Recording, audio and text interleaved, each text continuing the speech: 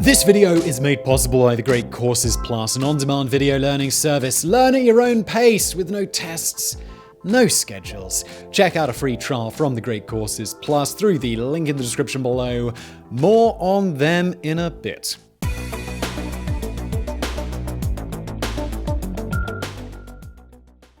Today's protagonist is universally recognized as one of the greatest science fiction writers in the history of literature. He won the Hugo and Nebula Awards among many others, and is best remembered as the inventor of Robotics, the brilliant mind that conceived the Foundation series and the concept of psychohistory. During his long writing career, Isaac Asimov hopped back and forth between science fiction and mystery novels, essays, non-fiction textbooks, literary commentaries, and dissertations on humor. He authored or edited nearly 500 books in his lifetime, including an average of 10 or more publications every year during his most prolific production period. He wrote on Sherlock Holmes, Shakespeare, the Bible, the Romans, the Greeks, the universe.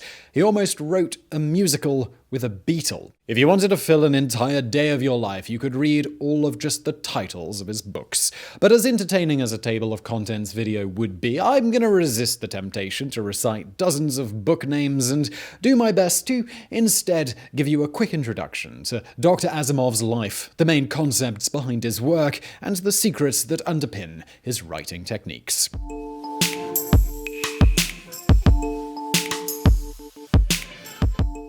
A baby boy called Isaac Asimov was born to Anna Rachel Berman and Judah Asimov, a Jewish family of millers, in the small village of Petrovichi in modern-day Russia, sometime between October 4th, 1919 and January 2nd, 1920. And could we be more precise, sir? Well, no, actually, we can't. Even Asimov himself didn't know his exact date of birth, though he did select the 2nd of January as his birthday, so let's just go with that. At the age of 1, little Isaac had to face a lethal threat. He and 16 other children in his hometown developed severe pneumonia. Only he survived. 2 years later, the toddler had to go through another life-changing event. Longing for a better life, Anna and Judah took him and his younger sister by the hands and immigrated to the United States. Once the family relocated to Brooklyn, New York, they adopted a more Americanized spin on their name, Asimov. The boy Isaac demonstrated signs of vivacious intellect from very early on. By the age of 5, he was already fluent in Yiddish, his parents' language, as well as English. He'd also taught himself how to read using the signs in the streets of Brooklyn as his first reading material. And when he was 7, he took responsibility for teaching his younger sister how to read as well. Street signs don't make for a very entertaining read, but luckily Isaac would soon graduate to much better material. Judah and Anna were proud owners of a small general store. Among other things, they sold candy and pulp fiction magazines, and I really can't think of a better environment for a child to grow up in. Judah had a strong work ethic, expecting everybody in the family to help in the store. Isaac was no exception. He woke up every morning before 6 a.m., worked at the shop, went to school, went back to the store, and spent hours there doing his homework as well as helping his parents with their business. The upside was that he could have access to an endless supply of comic books and magazines, with the ones dedicated to science fiction being his favorites. Spending time in the closed confines of Judah's shop, snacking on candy and devouring sci-fi mags was Isaac's idea of bliss. At this stage, he did not dream of becoming a writer. His ambition was simply to operate a small, closed kiosk in the New York subway. This would mean he could spend his days reading with the background hum of the trains. Around the age of 11, Isaac began to write his own stories, but he still kept them hidden from the world. In the meantime, despite his harsh routine, which left little time to rest and study, Isaac thrived at school, excelling especially in scientific subjects. His progress was such that he was able to skip 3 grades. He graduated from high school when he was only 15. The accelerated path continued in higher education. In 1939, he was barely 19 at the time. He graduated from Columbia University with a Bachelor of Science degree in chemistry. The subject had not been his first pick. Freshman Isaac had originally set his sights on zoology, and he may have done very well in that field too. However, when he discovered that he had to dissect an alley cat for an assignment, he switched to a speciality in which he was only required to handle molecules. During his years at Columbia, Isaac had not neglected his writing. In June 1938, Isaac had finished writing a story entitled Cosmic Corkscrew, and his father encouraged him to submit it to John W. Campbell, a greatly influential sci-fi writer and editor of Astounding Science Fiction magazine. Delivering the story in person via subway was 2 cents cheaper than mailing it, so Isaac did just that. To his surprise, Campbell invited him into his office to discuss the story. 2 days later, Isaac received a rejection in the post, but it also came with an encouraging note from Campbell. Isaac remains in touch with the editor, and with his guidance, in March of 1939, he succeeded in having one of his stories professionally published for the first time. This story was Marooned Off Vesta.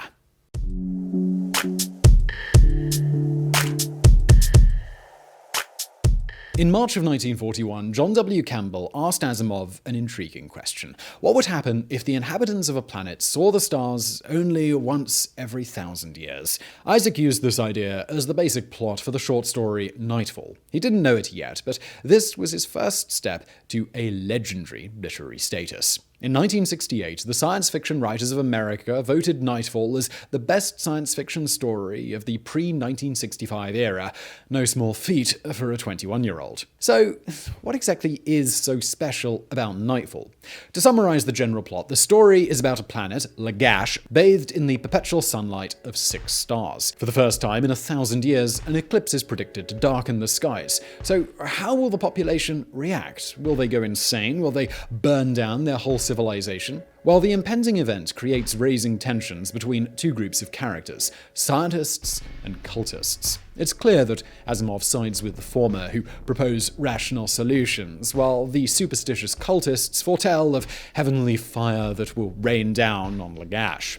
The dichotomy of science and religion, first emerging in Nightfall, became a constant theme in Asimov's writings. I've never, not for one moment, been tempted toward religion of any kind. The fact is, I feel no spiritual void. I have my philosophy of life, which does not include any aspect of the supernatural, and which I find totally satisfying. Nonetheless, he never described himself as an atheist, considering it to be a negative and defeatist label. He preferred to be called a humanist, or even better, a rationalist. Asimov always maintains an open-minded approach to religion, and even published extensive guides to the Old and New Testament, analyzing them from a secular, historic perspective.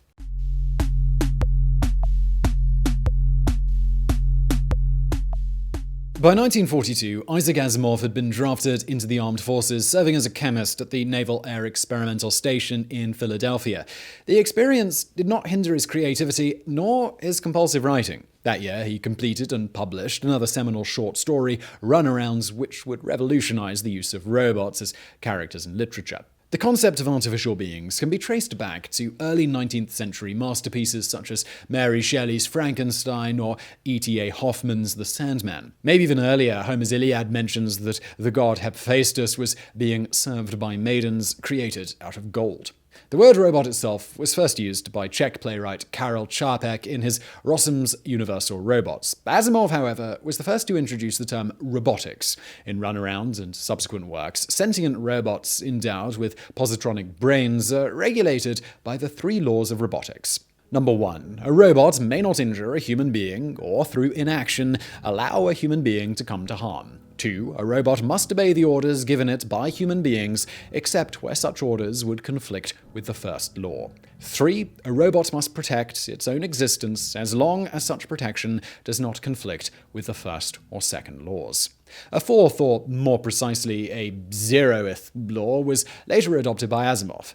0. A robot may not harm humanity, or by inaction allow humanity to come to harm. Clearly, these imperatives are intended to protect humanity from the threat of a single robot rebelling or from a mass uprising. In his dozens of robot stories and novels, Asimov explores the consequences of following these rules to the extreme. For example, what would happen if robots were to prevent humans from doing anything at all in an effort to protect them from potential harm? The big theme, however, is the consciousness of the machines. As sentient beings, are they really that different from humans? Was Asimov simply studying the implications of a human consciousness trapped in a moral quandary? Perhaps this is best explained by a recurring character of the Robotics stories, robo-psychologist Dr. Susan Calvin. In the story Evidence, she is asked to evaluate if electoral candidate Stephen Byerly is a human or a humanoid robot bound by the 3 laws. Calvin admits this is not possible, as the 3 rules of robotics are the essential guiding principles of a good many of the world's ethical systems. She argues that every human being is supposed to have the instinct of self-preservation. That's law number 3. A good human with a sense of responsibility will defer to a proper authority, or law number 2. And every good person will protect his fellow human beings. That's law number 1. Calvin, or Asimov, we should say, concludes by saying that any being who follows these rules may be a robot and may simply be a very good man.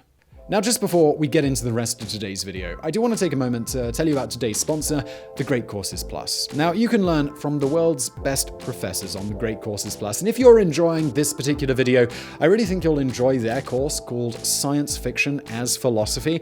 Obviously, you can see why that's pretty relevant to what we're covering today. That course touches on a whole lot of things related to sci-fi and indeed Asimov. For example, there's a solid section all about the dangers of AI, where it could be heading in the future. It's a great watch, like really all of the lectures on The Great Courses Plus are. Basically, it's university education, it's at your own pace, there are no tests, there are no schedules, and it's super easy to access. You can do it on your PC, tablet, phone, whatever you like. They've also got audio streaming, so you don't have to sit there and watch if you don't want to. You can plug in while you're on the move.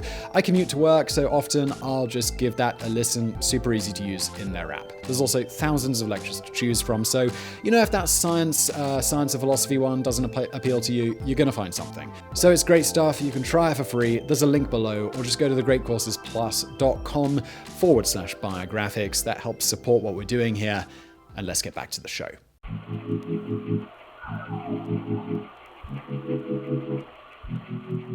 In the meantime, Asimov had also managed to tie the knot with Gertrude Blugerman on July 26, 1942. The couple had 2 children, David and Robin Joan. After the end of World War II, Asimov was transferred from the Navy to an army base in Oahu, Hawaii, which meant he had to face his greatest fear: flying. Taken to the skies was something he did only twice in his life, as Isaac preferred to treat himself to cruise ships when traveling abroad. After his honorable discharge at the end of 1946, Isaac returned to his studies, earning a PhD in chemistry at Columbia University in 1948. His income from writing was not yet enough to sustain a family, so in 1949 he accepted an offer from Boston University's School of Medicine to teach biochemistry. 20 years later, he confessed in an interview that "I didn't feel compelled to tell them that I'd never had any biochemistry." And yet, somehow, he managed to teach it. Not only that, he started writing textbooks about biochemistry. It was while writing one such book in 1951 that he finally realized that all he really wanted to do was write. The year 1951 would prove significant, and not just because of this epiphany. That was also when one of his manuscripts was published as the novel Foundation, followed by Foundation and Empire in 1952, and Second Foundation in 1953. The original trilogy was later expanded with 4 further prequels and sequels. Asimov himself acknowledged it would be his most enduring piece of fiction. I'm criminally oversimplifying now, but the series is about the decline of a galactic empire after a rule of 12,000 years.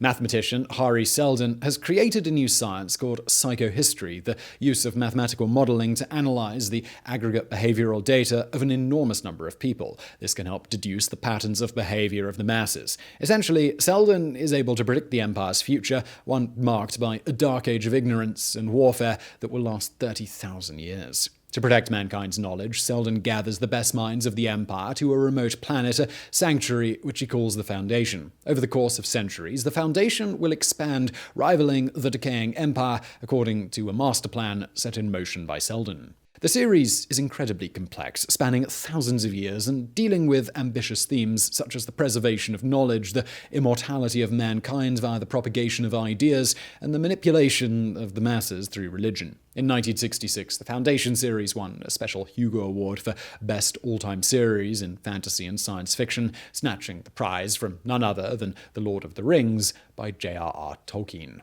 Fans of both series, do feel free to argue in the comments below.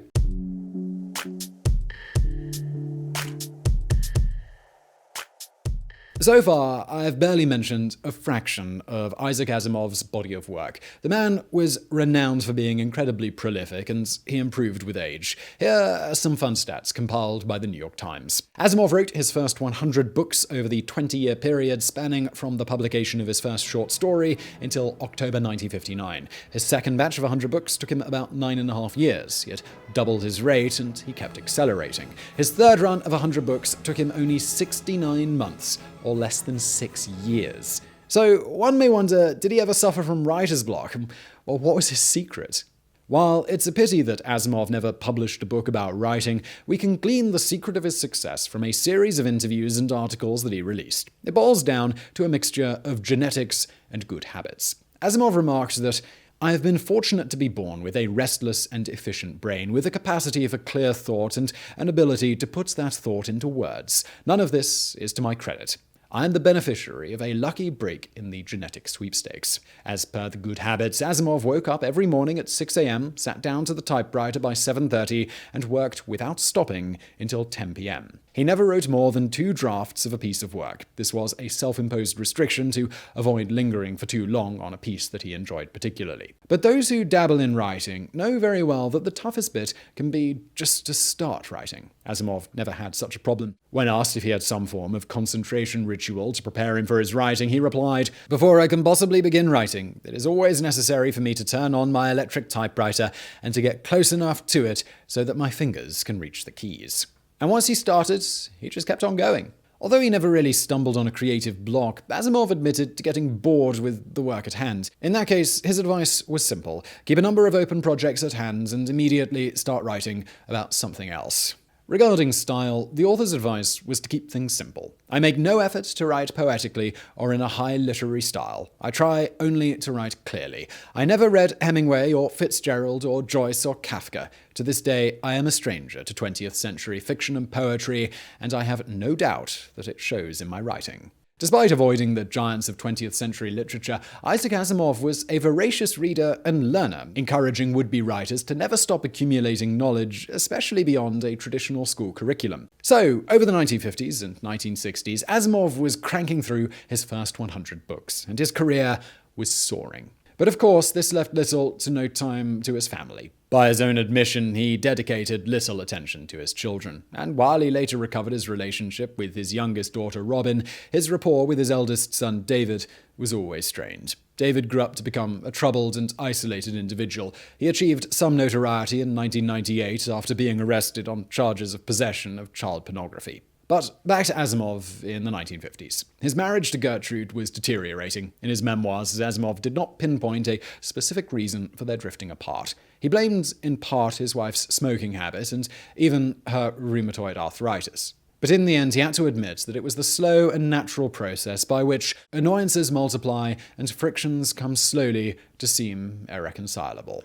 Eventually, the couple fell apart and formally separated in 1970. Now, while Asimov was happily married to Gertrude, he was described as being a model of moral rectitude by his friend and fellow sci-fi author Frederik Pohl. But the same Pohl noted that as soon as the cracks started appearing in the couple's life, Asimov gave in to some unwholesome behavior, to say the least. During the frequent sci-fi conventions he attended from the late 1950s to the late 1960s, Asimov developed a reputation for being something of a sex pest. In plain terms, he had an obsession with groping the backsides of young and pretty participants at said conventions. He was so renowned for his unwanted advances that in 1962 he was even invited to give a semi-serious talk at the World Science Fiction Convention on the positive power of posterior pinching. He tentatively accepted the invitation, replying, "I have no doubt I could give a stimulating talk that would stiffen the manly fiber of everyone in the audience. I will have to ask permission of various people who are or would be concerned in the matter. If they say no, it will be no." All of this sounds like it was from a different era in which such behavior was somehow widely accepted, condoned, and perhaps even laughed about. At least, well, that's what we learned from Mad Men. However, even then, it was not a given that a young lady should tolerate unwanted physical attention from an older dude who was in a position of power. Frederik Pohl, clearly equipped with a stronger moral compass, confronted Asimov about his bad habits, to which his friend admitted that he did get slapped a lot, and deservedly so. Besides these incidents, literary conventions also provided Asimov with an opportunity for more meaningful human contact. Back in 1956, it was at one of these events where Isaac struck up a friendship with psychiatrist Janet Jepsen, a fan of his writing. Their friendship continued by correspondence over the next decade. After Asimov and Gertrude separated, Janet helped him find a flat in New York, conveniently just a few blocks from her own. The two started dating soon after the move, and it eventually evolved into a serious relationship. When Asimov's divorce was finalized in 1973, he and Janet were married only 2 weeks later. Their marriage was a happy one, by all accounts, and the two frequently collaborated. Janet wrote sci-fi novels for children, and Isaac worked as her editor.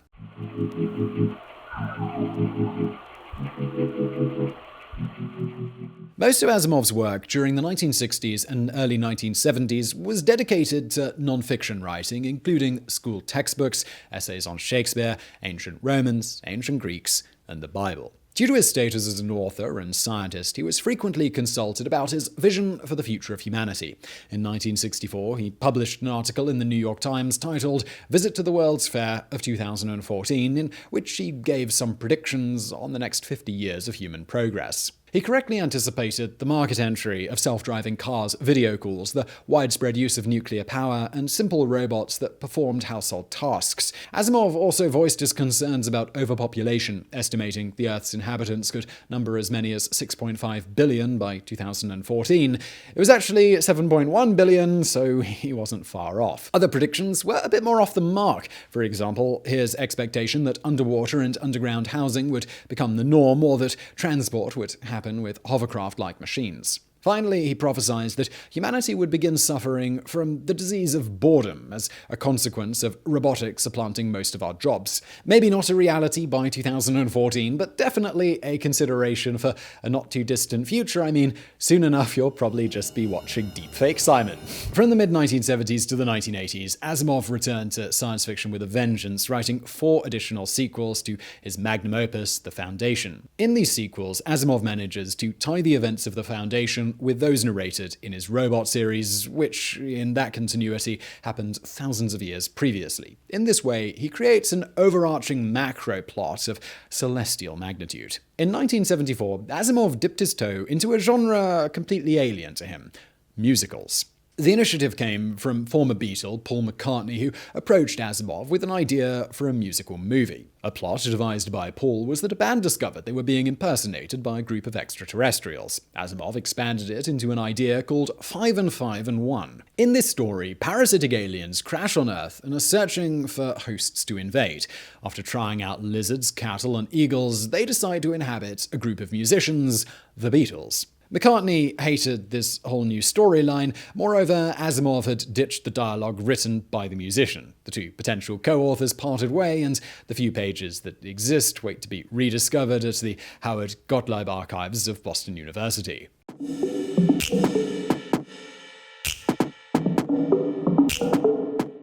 In his later years, Isaac Asimov suffered from the onset of chronic heart disease, which required him to undertake a triple bypass in 1983. Even though he recovered quite well, his health gradually declined over the following decade. On April 6, 1992, Isaac Asimov died in New York, reportedly due to heart and kidney failure. At least this was the official version maintained by his brother Stanley and by the New York Times obituary. Only in 2002 did the real truth emerge. After the 1983 operation, Isaac had received a transfusion of infected blood, contracting HIV, and eventually dying of AIDS. It is easy to quantify Isaac Asimov's legacy today through the sheer volume of books, articles, and adaptations of his work. An asteroid and crater on Mars have even been named after him. But he also left a legacy that is less quantifiable, an inspiration towards the accumulation and preservation of knowledge, a weapon of empowerment against ignorance and superstition. There is a cult of ignorance in the United States, and there always has been, he said. And I think we'll personally add here that that's not just the United States. Asimov warned us, and we'll finish on this. The strain of anti-intellectualism has been a constant thread, winding its way through our political and cultural life, nurtured by the false notion that democracy means that my ignorance is just as good as your knowledge. So I really hope you found that video interesting. If you did, please do hit that like button below, and do check out our fantastic sponsor, the Great Courses Plus, who I'm going to link to below. You can try them for free, which is fantastic. A great way to expand your knowledge beyond what you learned in this video. And as always, thank you for watching.